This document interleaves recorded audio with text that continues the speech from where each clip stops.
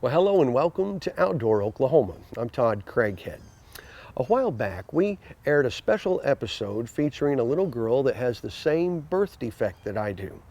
Well, little Ryan and her family spent an evening catfishing with me, and we had a great time. It just so happens that one of our wildlife biologist's dad, Mark Howie, saw that episode, and it got him to thinking.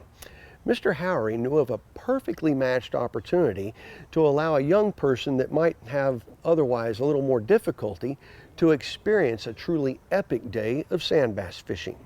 So Mark and his dad reached out to me to ask if I knew of another young person that would be a good fit for this opportunity.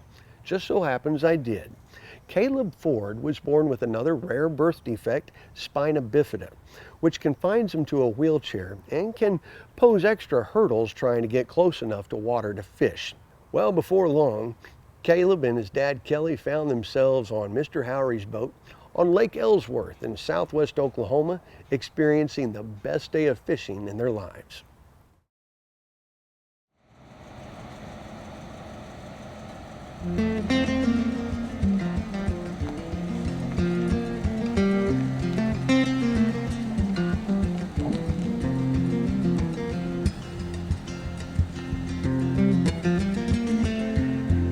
You know, when you go fishing there, most people would like to catch a 100-pound fish. I'd like to catch 101-pound fish. I like to see the activity. That's just the way I'm built. And a neighbor took me sand bass fishing down in Texoma about 1969, along there, and I got hooked on it and just stayed with it, and then pretty soon I started staying with the spawns and post-spawn catching and summer fishing at night and then in the fall, and I just stayed with it. I've done a lot of work with kids. I've been a volunteer coach in kids sports for 32 years. I've coached football and flag football and basketball, boys and girls. And I've had a lot of kids come up and hit me up to take them fishing. I'd always say, hey, I'm not going to practice or have games on Saturday because that's my day to go fishing. And you would be absolutely shocked at the number of say, take me fishing, coach. I mean, we're maybe in the hundreds. I'm not joking. There's a lot of them. Kind of gets to you when you can't do it. Here was a chance. Took them up on it, you know. It kind of shocked me. I didn't know what to expect, so I had my boat fixed up. I had done some little special efforts in the back seat there to fix it. I didn't know his capabilities. My dad, Cheryl Howard. Kelly Ford. Kelly Ford? Yes, just like your car. Cheryl Howie. Pleased to meet you. Caleb. Glad to meet you, Caleb. Glad to meet you. Well, we gotta welcome you aboard here to the no ship. Problem. He's excited. When his dad kind of wheeled him up there on the front deck, and next thing I know, the kid's scooting around all over the boat and ends up in the seat. I said, this old boy's got some talent. I don't want to fish out either.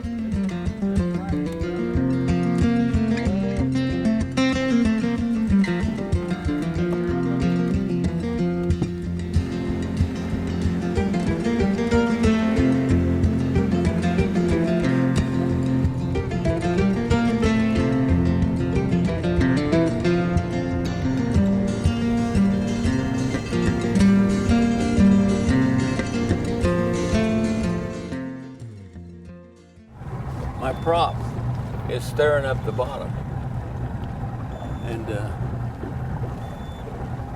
we're going to see what happens here. There you go. There's your first fish. You got that? No, you can just take it out of the handle. There you go.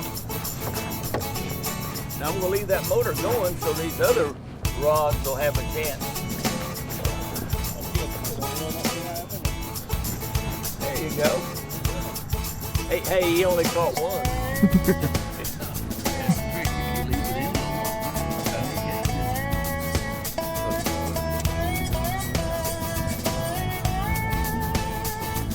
Yeah,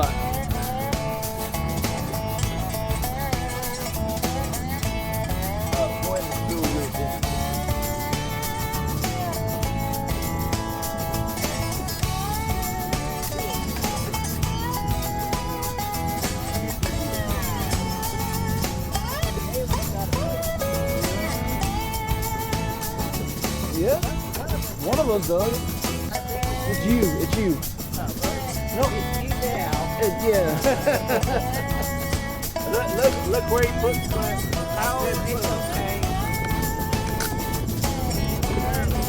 We ran into a friend of ours we hadn't seen in a while, and she said, "Are y'all still considering adoption?" And we said, "Yeah, absolutely."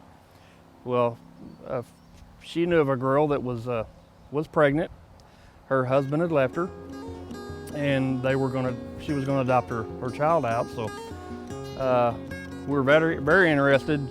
We exchanged information. The young lady contacted us, met with us and two other couples, and then we got the phone call, and she said, I choose to let y'all adopt my child, which I'll never forget that day. It was the biggest blessing in my life. She had never been to the doctor. My wife took her to her first doctor's appointment, and that's when they found the spina bifida and the ultrasound, and she said, "Well, I'm glad you found out now so you don't have to take him." And we said, "No, God, this is our child. God gave us this child for a reason." Spina bifida is a birth defect, and depending on where in the spine it is, that person is paralyzed from that point down. Within a month, he was here. He was a premature baby. We hadn't even finalized everything. I'll never forget it. It's in the middle of the night. We're on the phone with attorneys at the hospital, and then all of a sudden, the worst nightmare of my life, the doctor comes walking down this long, dark hallway. He's got his head hung, and he looked at me in the face and he said, "Your son didn't make it." And my world again turned upside down. Well, then here come a nurse getting the doctor, and if it wasn't for a nurse not giving up on my son and getting his airways open, we wouldn't have him. And then he was fine. They told us he'd be in the hospital. Well, he was born with spina bifida. We knew that. The doctor did tell us once they had got him around that it was a lot worse than they had expected. Caleb would have a lot of mental issues, and to go enjoy all the time we could with him, because he probably wouldn't live to be 3 years old. He graduated high school last year, and been the biggest blessing of my wife and I's life. There you go. There's your second fish. Now, this is where I was suggesting he could turn around and face that way. Yeah. Can you put your feet there? Yeah. There's fish on short end there. And then we can hand him the one. You gonna go over? Here we go. Well, I'm glad you're that limber. I am not that limber either. Let's put this leg kind of right over there. Don't let it get in that motor. Yeah. But that way you can catch the two rods. And if Daddy were real clever, he could get this one over here. Oh, don't get hung up in the other line there. You got roll up past that. We got two. Oh, a double. Okay. Pull around this side, bub. Be careful about the other line. Now, when you get double, you're supposed to use theatrics. I got Moby, give me a gap. You know, put the theatrics on it. make these other boats. Spina bifida isn't like extremely common. Only the rare cases throughout the years. And I've been lucky enough, or should I say fortunate enough, to meet people with the same disability as I have. Well, we knew Caleb was going to be in a wheelchair all of his life, and we didn't know exactly as he got older the extent, or the challenges he would face, or the challenges we would face as parents. It was a learning experience for all of us, but something as simple as you see other kids getting up and going and playing in the yard and that type of thing, that's a challenge for Caleb, because being in a manual wheelchair, he's limited to being the only way you can get around is being on a hard surface. Well, there's no real hurry because you might get two. Right? Yeah. Okay. You've done it before. And I could possibly do it again. Probably handle it again. We're gonna need a gaff or a harpoon. That one was That top one's a that's a 3-year-old fish there. that was a bit of a fighter. A bit of a fighter, that one. What you out here for? We didn't. We didn't come out. Working with those two. He's a keeper, Mark. I know. Get him off. Both looks of all the fish we're catching. Sit. One of the difficulties of having spina bifida and wanting to be outdoors is mobility. I am unable to go certain places that a person who can walk can, and it limits me to things I can do. It's a good one. Mr. Howie was one of a kind. We knew he was in for a fun-filled day. He started breaking out the rods and the reels and setting everything up, and he said, "Now reel that in right about an inch before you get to that last eye." And the first pole that I grabbed, I reeled the jigs all the way to the eye, and he said, "Great." Now he said, "I've got a tourist on my boat." Visual proof that we got a tourist aboard. It's just to let them know their status. I continuously reminded him of it. It kind of goes against everything your grandpa told you to do. One is I'm fishing real close to the motor. I'm fishing at the very end of the prop wash, which is used, in my boat it happens to be about 28 feet behind them. And I'm fishing real shallow. And I'm fishing in the summertime. Now your grandpa probably told you, oh, you can't catch any fish in the summertime. Can't catch any fish when it's hot. You can't catch any fish when it's that close to your motor because the motor scares the fish. And Grandpa was full of baloney. It would have been a great day just spending the day with the Howies had we not caught a fish. They're just unbelievable people. Yeah, that's nice. Oh, yep. Uh-oh.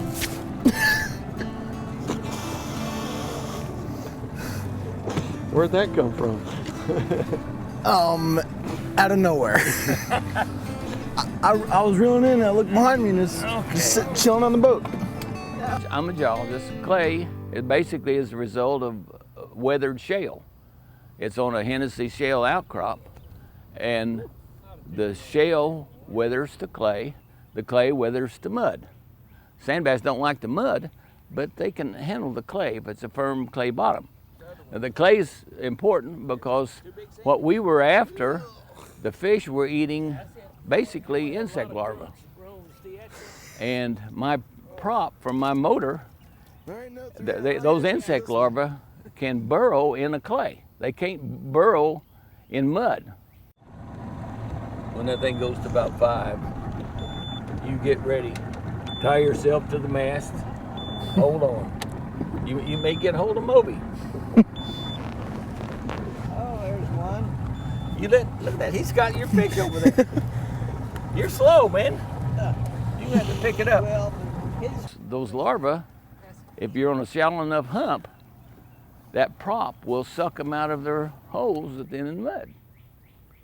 So each prop basically has compression on the front and vacuum on the back. And what I'm doing is I'm sucking larvae out of the clay right behind the boat in the turbulent zone, and the sand bass are following it at the back or the base of the turbulent zone. You can stop that motor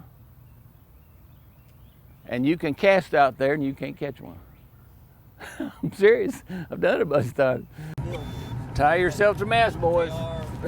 There it is. You said we were in the house, I was just waiting. But you can keep that motor running that your grandpa told you to turn off because it makes no. That's a dinner bell. Can it be we only caught one? It's telling the fish, hey, there's a way to kick up the larvae from the bottom. We'll follow the boat and pick up these larvae because they're easy plucking. And they're following the boat, and they only do it during the summer season. They wouldn't do it in the wintertime because the larvae would be safely tucked away on the bottom of the lake and deeper parts. Now you got two, a couple of hogs. You always want to get the top one first. So get the rod back up here. Hold it right there.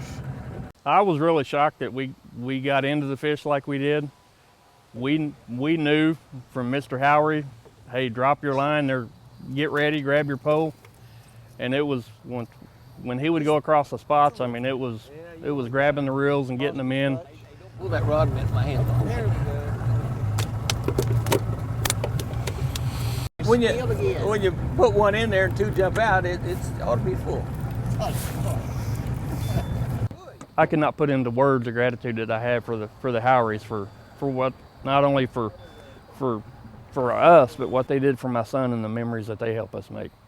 I don't think that anyone should ever feel sorry or feel a need to help me, because I don't want to feel like I need to be helped.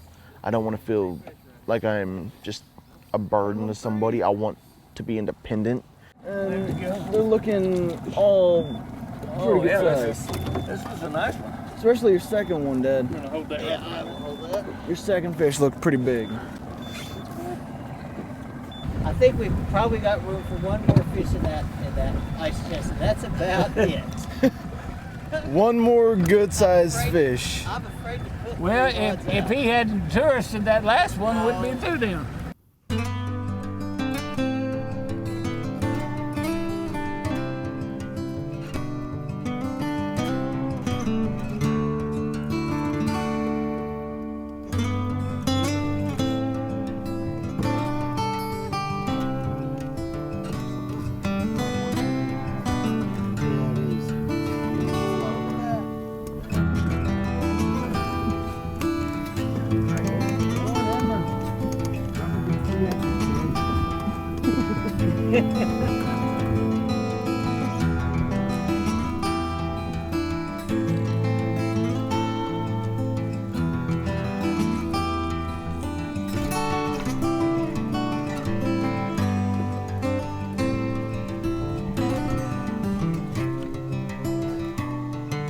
This would be 2 years and 5 months. This would be 3 years and 5 months. This would be 4 years and 5 months. The birthday's always the same each year. So there isn't any 15 in that, you know. Right. There have to be. But if we'd had one of those that we threw back, caught this year, we would have, you would see what, That's some 4.5 years. the largest sand bass that I've ever caught. I catch 5. I haven't caught 6. Wow. That's crazy.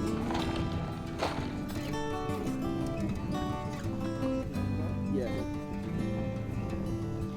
Been a great day. What do you think of that? It's been a great day, and there's going to be plenty of food later. I want to thank the Howies for allowing me to have that opportunity to get out and enjoy the day like I did. Have this experience that, to me, was probably a once-in-a-lifetime thing, to be able to fish like I did. He's a tourist on touristing my rod. Tourist. Hey, Good to meet you, too. see you later. What you tell them? I'm little John. Thank you. We had just an absolute blast. Can't thank you enough for taking me out. Yeah. Well, if you're curious about Mr. Howie's technique for catching summertime sand bass, well, I got good news for you. He's actually written a book on the subject. Now, it's not quite available yet, but he's got the perfect title for it. Coach, Take Me Fishing. Well, I know that'll be a day that Caleb and Kelly will never forget. Which brings up a good point. If you've got something figured out, like Mr. Howie and sand bass, why not share it with someone? Who knows, you could be giving them a day they'll never forget as well. Hey, thanks for joining us today. For all of us at your wildlife department, I'm Todd Craighead, and we'll see you right back here next time on Outdoor Oklahoma.